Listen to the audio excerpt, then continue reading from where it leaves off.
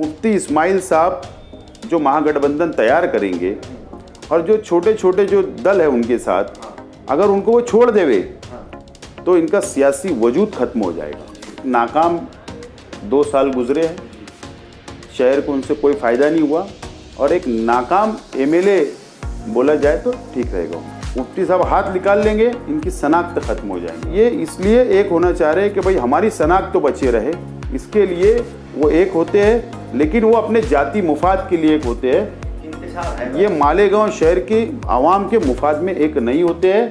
ये अपने जाति मुफाद, अपना ओहदा हासिल करने के लिए, कॉरपोरेटर बनने के लिए और कॉरपोरेशन में धंधा पानी व्यापार करने के लिए एक होते हैं। पवार साहब से भी मेरी मुलाकात हुई शामिल होने से पहले। ये बात आज मैं आपके न्यूज़ चैनल के सामने, शहर की आवाम के सामने ला रहा हूँ। 40 करोड़ रुपया हॉस्पिटल के लिए भी मिलेगा और 15 करोड़ रुपया रोड रास्ते के लिए मैंने मांगा हूँ। उसके अंदर कम ज़्यादा हो सकता है, लेकिन ज़रूर असेंबली इजलास बजट से पहले इंशाल्लाह मिलेगा।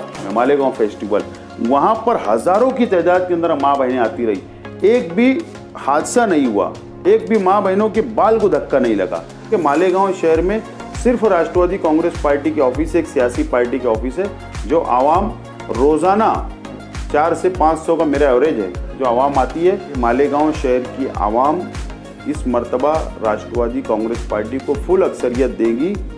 जो लोग आज सलाखों के पीछे जेल में हैं, कुछ लोग फरार हैं, तो इनका मसला अच्छी तरीके से हल हो जाए, ये मेरी कोशिश पहले दिन से है और अभी तक है और इंशाल्लाह आइंदा भी रहेगी। अंदाज से केस आगे बढ़ रहा है। मैं समझता हूँ कहीं न कहीं सियासी लीडरान की गलतियों की वजह से, उनके बयानात की वजह से ये मामला उलझा हुआ है। ना उनका कोई संपर्क कार्यालय है, ना आवाम को मिलने का कोई ठिकाना है, ना उनके कोई स्टाफ है, स्टाफ भी नहीं है। आवाम काम लेकर कहाँ जाएंगी, ये सवाल है। एमएलए में वो जाते हैं, एमएलए वो है, असेंबली में वो बैठते हैं, पावर उनको है, मानदान उनको मिल रहा है, गवर्नमेंट से पगार, पीए का पगार मिल रहा है। अगर ये रोना रोएगी कि सरकार मुझको काम नहीं करने दे रही, तो ये सबसे बड़ा झूठ है। मैं वोट मांग रहा हूँ तो ये मेरी जिम्मेदारी है कि मेरा कॉरपोरेटर काम कर रहा है या नहीं कर रहा है। टिकट देने के वक्त अगर मैंने उससे पैसा ले लिया, पार्टी फंड लेकर मैंने अगर टिकट दिया, तो वो मेरी नहीं सुनेगा 5 साल। और मेरे वालिद शेख रशीद साहब और हमारा रूल रहा है कि हम टिकट देते हैं तो एक पैसा भी हम उनसे नहीं लेते हैं। हमारे कॉरपोरेटर में फूट नहीं हुई, इसका हमने पकड़ है कि एमएलए साहब की पार्टियां या उनके कॉरपोरेटर कभी उनके ताबे में नहीं रहे, कभी उनके ऊपर पकड़ नहीं रही। ये नुकसान शहर का हुआ। हम लोग काम लेते हैं और हम लोग वोट जब मांगते हैं तो हमारी जिम्मेदारी होती है कि अगर कॉरपोरेटर चुन कर आ गया और वो काम नहीं करता है तो हम लोग वहाँ खड़े रह के काम करते हैं। मुफ्ती मोहम्मद इस्माइल कासमी साहब के सारे ही ये 2 लोग टिके हैं।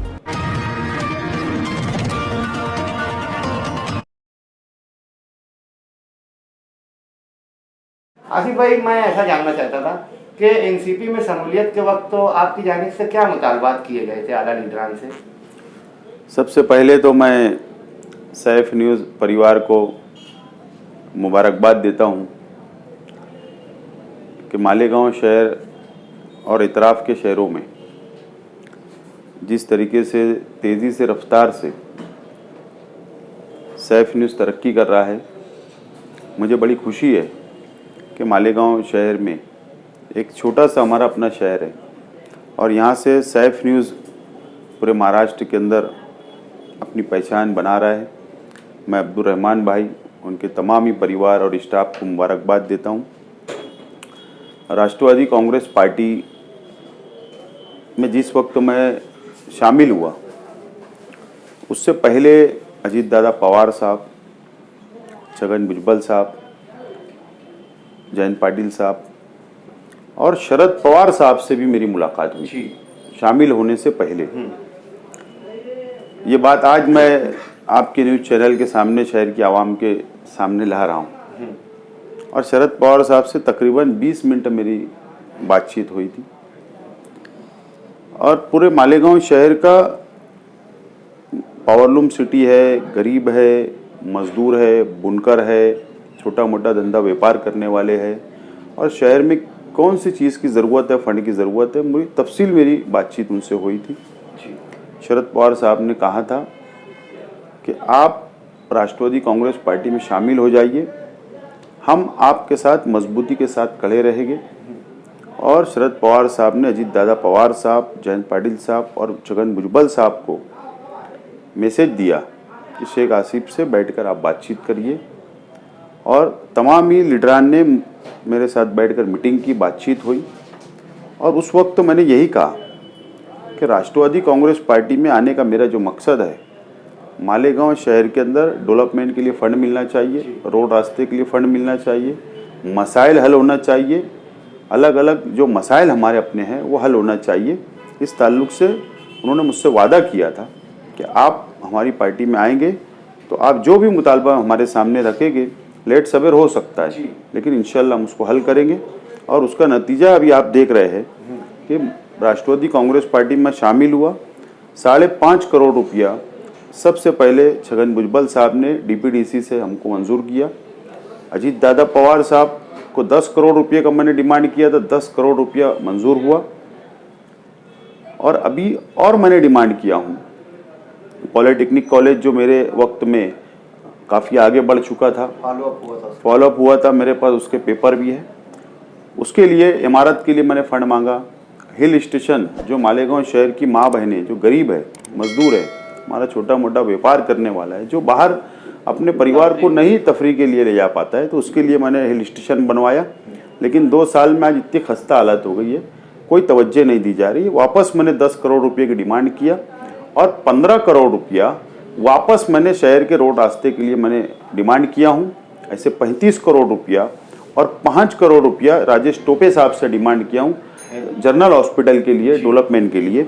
ऐसे 40 करोड़ रुपये का मैंने डिमांड किया हूँ। और मुझे उम्मीद है कि 40 करोड़ रुपया हॉस्पिटल के लिए भी मिलेगा और 15 करोड़ रुपया रोड रास्ते के लिए मैंने मांगा हूँ। उसके अंदर कम ज़्यादा हो सकता है, लेकिन ज़रूर असेंबली इजलास बजट से पहले इंशाल्लाह मिलेगा।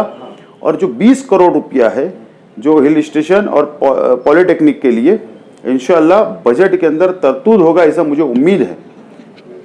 और ये नतीजा शहर के सामने, और शहर को उसका फ़ायदा मिल रहा है। मेरा एनसीपी ज्वाइन होना तो शहर की आवाम के लिए फ़ायदेमंद साबित होगा।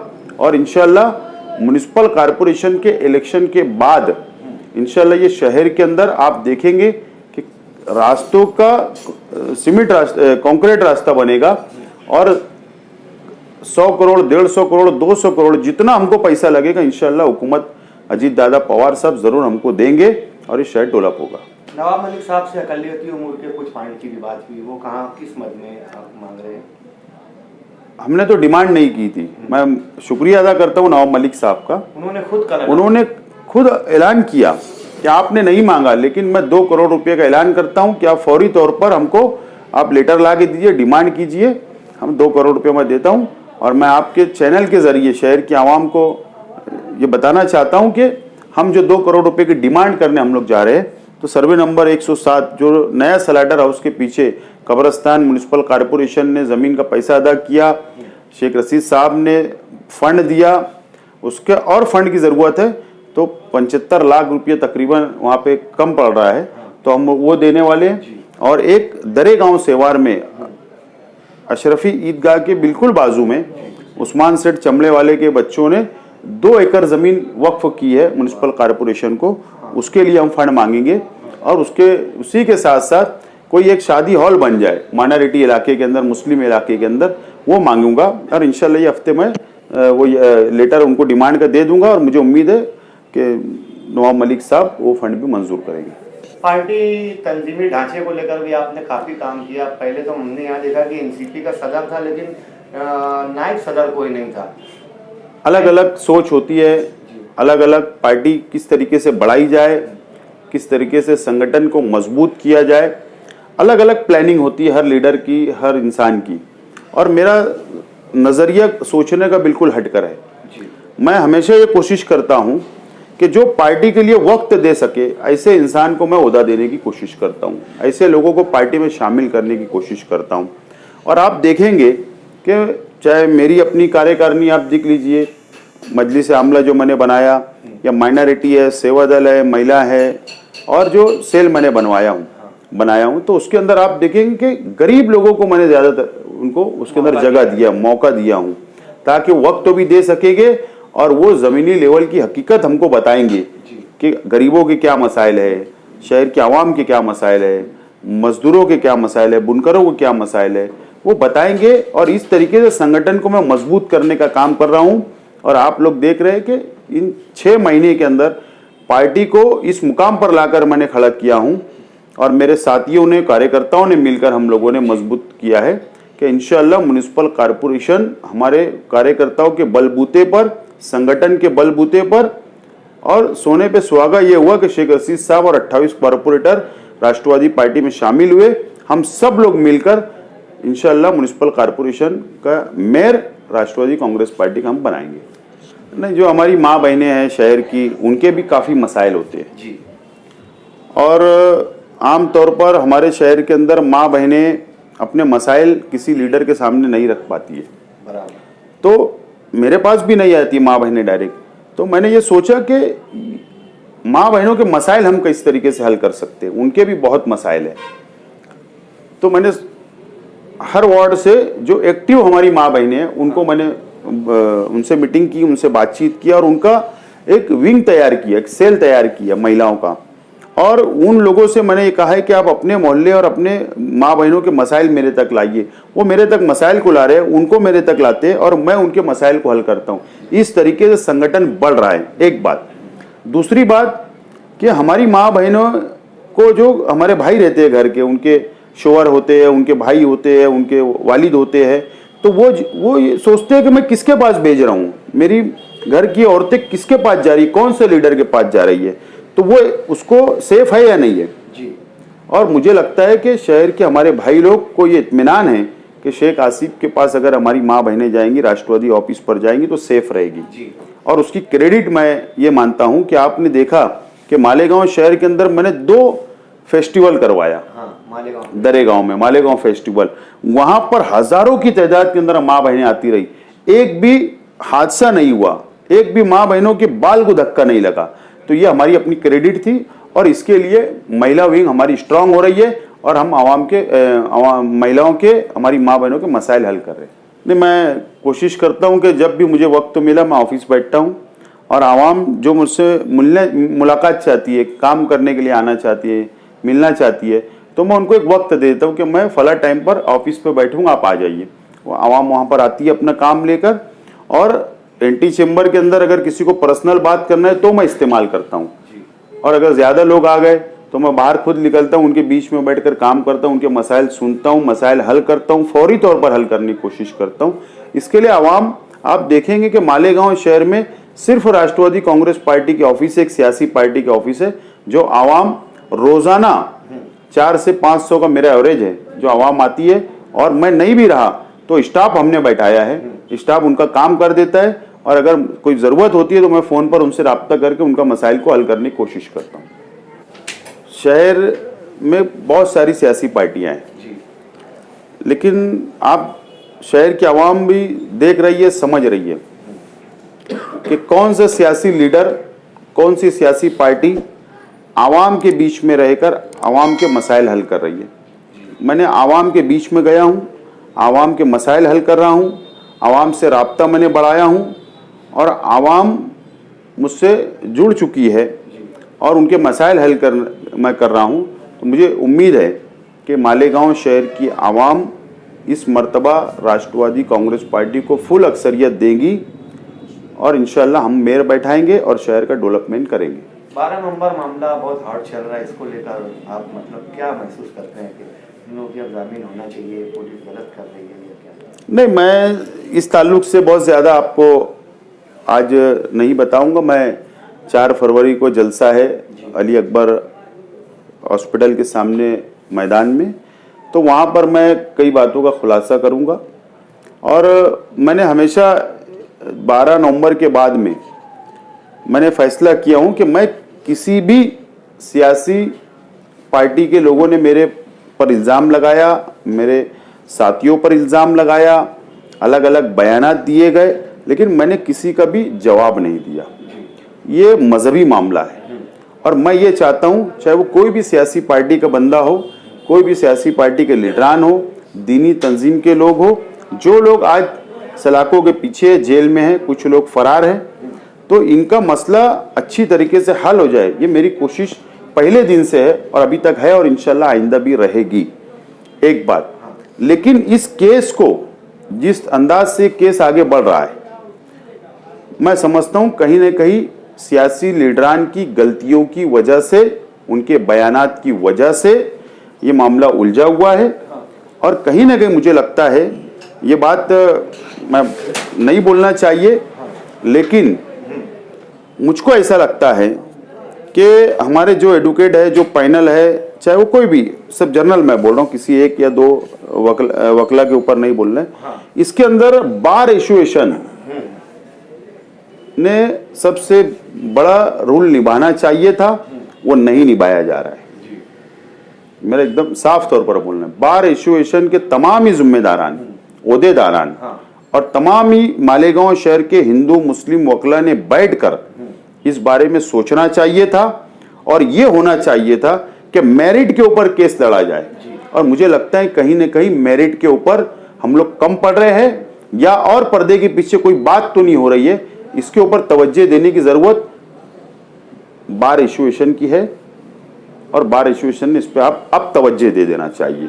हम 2 साल गुजरे हैं, शहर को उनसे कोई फायदा नहीं हुआ और एक नाकाम एमएलए बोला जाए तो ठीक रहेगा उनको।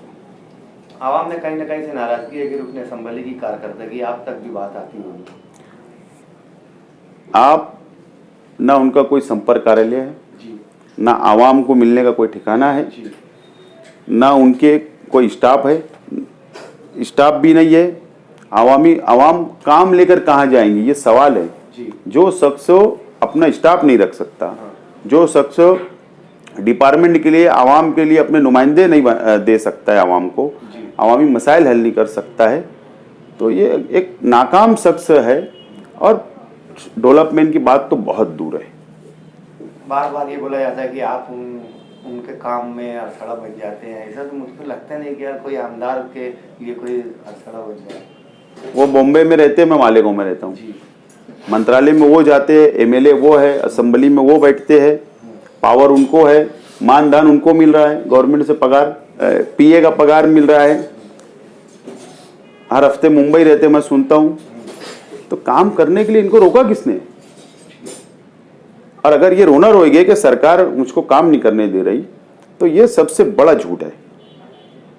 मैं भी एमएलए था, मैं भी अपोजिशन का एमएलए रहा, मेरे सामने तो बीजेपी की हुकूमत थी, वजीर आला बीजेपी का था, उसके बावजूद भी मैंने असेंबली में भी लड़ा, असेंबली के बाहर भी लड़ा और पाठ पुरावा किया और मुकम्मल प्रपोजल तैयार करके मैं ले जाता था और हिकमत अमली से फंड लाता था, नुमाइंदगी भी करता था, मालेगांव की भी किया, महाराष्ट्र की भी किया। तो मैंने तो किया अपोजिशन में रहकर। अगर जिस शख्स को काम ही नहीं करना है तो उसके लिए मैं समझता हूँ सब फिजूल बातें करना आवाम ने इस बारे में सोचना चाहिए। अब आने वाले कारपोरेशन इलेक्शन में अक्सर ये होता है कि लोग एक मिनट के लिए गलत फैसला करते हैं और वार्ड का काम काज उठ जाता है, तो आवाम को किस बेस पे वोट देना चाहिए? इसके अंदर 2 बातें हैं, एक लीडर की जिम्मेदारी और कॉर्पोरेटर की जिम्मेदारी। अभी कॉर्पोरेशन का इलेक्शन आएगा, मैं आवाम से वोट मांगने के लिए जाऊंगा कैंडिडेट के लिए कि फला कैंडिडेट को हमने खड़ा किया है, आप इसको वोट दीजिए। वो चुन के आने के बाद अगर मैं वोट मांग रहा हूं तो ये मेरी जिम्मेदारी है कि मेरा कॉर्पोरेटर काम कर रहा है या नहीं कर रहा है।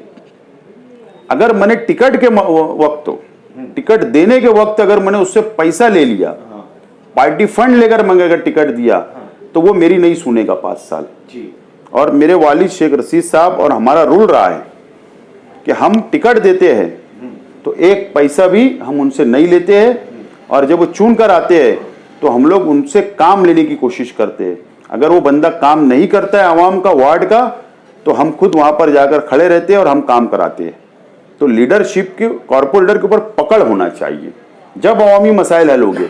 और हम लोग इंशाअल्लाह शेख रशीद साहब, मैं और हमारा पार्लियामेंट्री बोर्ड जो बनेगा, हम लोग मिलकर ऐसे कैंडिडेट को टिकट देने के लिए टिकट देंगे, ऐसे उम्मीदवार बनाएंगे जो आवाम के बीच में रह के आवाम का काम करे। इतिहास गवाह है कि शेख रशीद साहब जब से शहरी सियासत में आए चाहे 15 कॉरपोरेटर आए, चाहे 9 कॉरपोरेटर आए, चाहे 25 आए, चाहे 29 आए, हमारे कॉरपोरेटर में फूट नहीं हुई। इसका हमने पकड़ है और आज भी फूट नहीं हुई। और आप अगर 2007 से आज तक देख लेंगे, शहर के एमएलए साहब की पार्टियां या उनके कॉरपोरेटर कभी उनके ताबे में नहीं रहे, कभी उनके ऊपर पकड़ नहीं रही। ये नुकसान शहर का हुआ। तो हम लोग, उसकी वजह यह है कि हम लोग पार्टी फंड नहीं लेते, हम लोग काम लेते हैं। और हम लोग वोट जब मांगते हैं तो हमारी जिम्मेदारी होती है कि अगर कॉरपोरेटर चुन कर आ गया और वो काम नहीं करता है तो हम लोग वहाँ खड़े रह के काम करते हैं। तो आवाम का काम करने वाला को उम्मीदवार बनाया जाएगा इंशाअल्लाह। साहब, साइफ न्यूज़ की जानिब से मैं आपसे, आपके वालिद मोहतरम से, ताहिरा शेख रशीद साहिबा से गुजारिश करता हूँ कि शहर के जो हद वाड़ के इलाके हैं जिन्हें मज़ाफ़ाती बस्ती कहा जाता है, दयाना, दरेगांव, मालदा, सायना, सोनगांव, चंदनपुरी शिवार, कुछ मोहन बाबा नगर, इन अतराफ में काम काज बुनियादी सहूलियात को लेकर कहीं ना कहीं से मसाइल से दोचार रही है लोग। अक्सर तो ऐसा होता है कि यार घटिया पर भी मैयत लेकर जाई जाती है, पेशेंट के घर तक डॉक्टर रिक्शा नहीं जा पाती। तो कच्ची बस्ती के लिए आपने क्या मनसूबाबंदी तैयार की है आने वाले वक्तों में कि वहाँ किस तरीके से डेवलपमेंट? आप देखेंगे तो वार्ड नंबर 20 जो ताहिरा शेख रशीद साहिबा और शेख रशीद साहब वहाँ से कॉरपोरेटर है, हारून अंसारी नगर, नजमाबाद, दातार नगर इलाका, जो जमूर नगर, ये इलाका 10 साल पहले बहुत खस्ता हालत था, वहाँ कोई इंतज़ाम नहीं था, कोई इंतज़ाम नहीं था। आज अब वो वार्ड जाकर देख लीजिए, वो वार्ड के अंदर 90% काम कंप्लीट हो गए, रोड बन गए, गटर बन गई, सहूलत आवाम को मिल रही है। हमारी अपनी कोशिश है कि वो इलाका कंप्लीट होते आ रहा है, जो उसको ज़रूरत थी वो हमने देने की कोशिश की। और ये जो सामने का इलाका है, जो पवार वाली से लेकर देवी के मल्ले तक और देवी के मल्ले से लेकर शहीद अब्दुल हमीद रोड तक, दयाना, रमज़ानपुरा, तो ये इलाके के अंदर काम की बहुत ज़रूरत है। और इंशाअल्लाह असम्बली हल्का दादा भुसे साहब का भी है, लेकिन कॉरपोरेशन में अगर ये तमाम ही पैनल राष्ट्रवादी कांग्रेस पार्टी के चुन कर आएंगे तो मैं ज़रूर इस बात पर मैं और शेख रशीद साहब हम लोग तवज्जो देंगे कि मुज़ाफ़ात इलाके के अंदर तमाम ही बुनियादी सहूलत आवाम को मिले। इसके लिए अलग से हम लोग प्लान करेंगे, अलग से DPR तैयार करेंगे और हुकूमत से फंड ला के इंशाअल्लाह उस इलाके का डेवलपमेंट करेंगे। साहब, नवाब मलिक साहब से, जितेंद्र रवाड़ साहब से, NCP के कुछ आला लीडरान से हम लोगों के भी कुछ साथी ताल्लुकात है।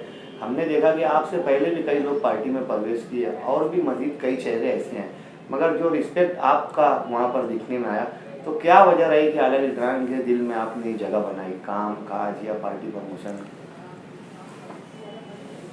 आपको पता है कि सियासत में ओहदा हासिल करने के लिए बहुत रेस होती है जी, बहुत लोग दौड़ते हैं, कंपटीशन होता है।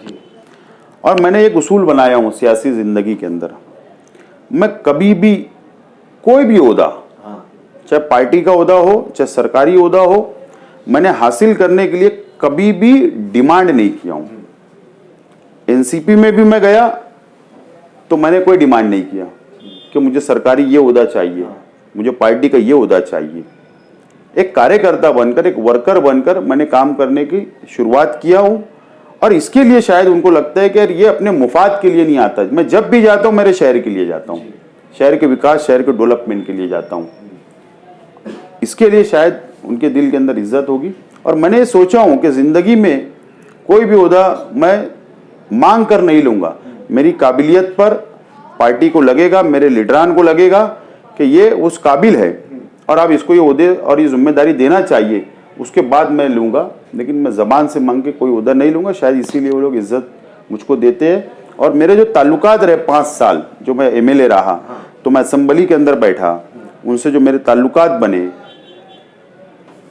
और मेरी मुलाकात मेरे मिजाज से वाकिफ़ रहे, काम का तरीका उन्होंने देखा, असम्बली में बोलने का तरीका देखा, असम्बली के बाहर बोलने का तरीका देखा, जो मेरे मुस्लिम रिजर्वेशन की जो तहरीक थी मालेगांव से मुंबई, वो उन्होंने देखा। और हर मुस्लिम मसाइल के ऊपर मैंने जो आवाज़ असम्बली में उठाया वो उन्होंने देखा। इसके लिए मुझे वो लोग बहुत रिस्पेक्ट देते हैं और मैं भी उनको रिस्पेक्ट देने की कोशिश करता हूँ। मालेगांव बोले तो बेस है, अगर मेरी पहचान है तो मालेगांव है, और अगर मैं यहाँ मजबूत रहूँगा तो तो जाहिर सी बात है ऊपर मेरे जो आवाम लीडरान पहचानेंगे, सरकार के अंदर पहचाने जाऊंगा। तो इसके लिए मैंने मालेगांव शहर के अंदर ज़्यादा तवज्जो देने की मैंने कोशिश किया हूँ और मैंने ये लीडरान से कहा हूँ कि मुझे मालेगांव में ज़्यादा वक्त तो देना है जी। वो तो मुझको ऑफर कर भी रहे थे कि आप पार्टी के अंदर बड़े ओहदा लेके आप पूरे महाराष्ट्र के अंदर काम करिए पार्टी के लिए, लेकिन मैंने उनसे कहा कि नहीं, मुझे मालेगांव के ऊपर ज़्यादा तवज्जो देना है और इसके लिए मैं ज़्यादा मालेगांव में वक्त दे रहा हूँ। आने वाले 4 तारीख को जो जलसा हो रहा है उसकी कुछ तफसील की, वो किस ताल्लुक से और क्या? शेख रशीद साहब, ताहिरा शेख रशीद साहिबा राष्ट्रवादी कांग्रेस पार्टी के अंदर शामिल हुए, 28 कॉरपोरेटर शामिल हुए, कई साबिक कॉरपोरेटर शामिल हुए। मुंबई के अंदर एक मुख्तसर कोरोना की वजह से प्रोग्राम हुआ है और शहर का वर्कर शेख रशीद साहब को चाहने वाले, पार्टी को चाहने वाले एक बहुत बड़ी तादाद, हज़ारों की तादाद है, वो भी चाह रहे हैं कि शेख रशीद साहब का इस्तेकबाल करे, कॉरपोरेटर हजरात का इस्तेकबाल करे। तो इसके लिए राष्ट्रवादी कांग्रेस पार्टी ने यह तय किया है कि 4 फरवरी को जुमा को अली अकबर हॉस्पिटल के सामने ग्राउंड पर शेख रशीद साहब, ताहिरा शेख रशीद साहिबा और 28 कॉरपोरेटर और साबिक कॉरपोरेटर का इस्तेकबाल तमाम ही वर्करों की जानिब से किया जाएगा, मालेगांव शहर के आवाम की जानिब से किया जाएगा और वहीं पर हम आइंदा के म्युनिसिपल कॉरपोरेशन की पॉलिसी भी इंशाल्लाह डिक्लेयर करने की कोशिश करेंगे। साहब, अक्सर ऐसा हम लोग देखते हैं कि माजी में भी जब असेंबली का इलेक्शन था तो आप तने तनहा थे और उधर कई महाज थे, पहला महाज, दूसरा महाज, तीसरा महाज, चौथा महाज, 5वां महाज बन गया और अभी भी कॉरपोरेशन का इलेक्शन आ रहा है तो बज़ाहिर तो सामने हालात साजगार नहीं है। तक मैंने ये वजह तलाश करने की कोशिश किया हूँ, उसके अंदर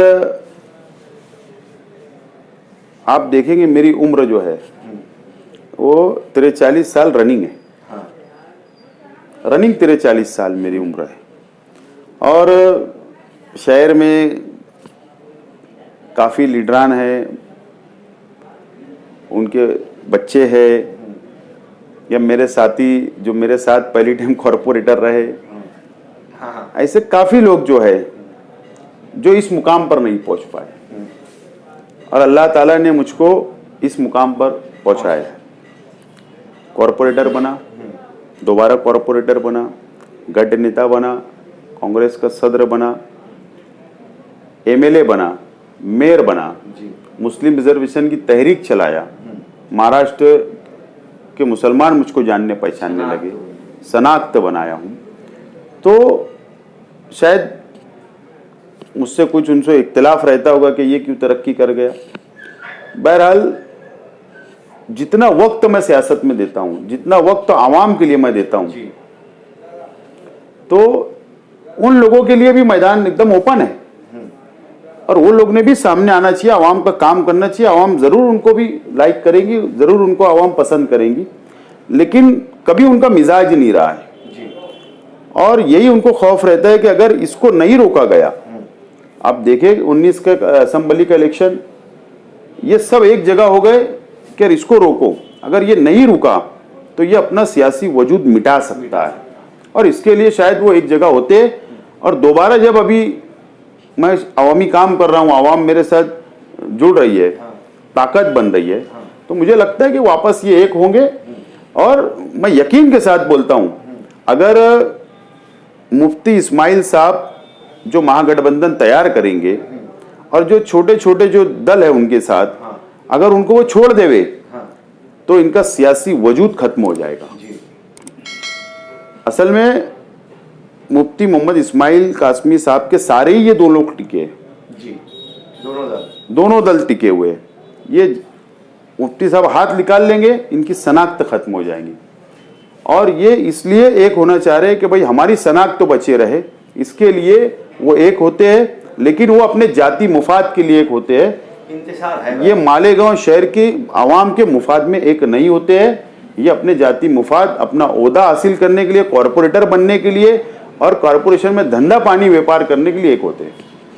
आसिफ साहब, आप हमारे स्टूडियो में आए, आप बहुत वक्त दिया, मैं शेख परिवार की जानिब से आपका बहुत ममनून हूँ और उम्मीद करता हूँ कि आप लोगों का सहाफत से जो रिश्ता पहले था, ये रिश्ता मज़ीद खुशगवार होगा। इस उम्मीद के साथ दोस्तों, अस्सलाम वालेकुम।